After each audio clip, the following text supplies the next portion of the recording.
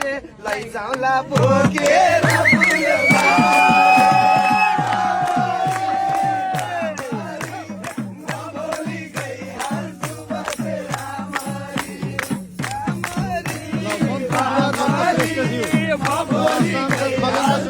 मलाई केही छैन भन्ने बात हो दिनु भो सबैलाई धन्यवाद।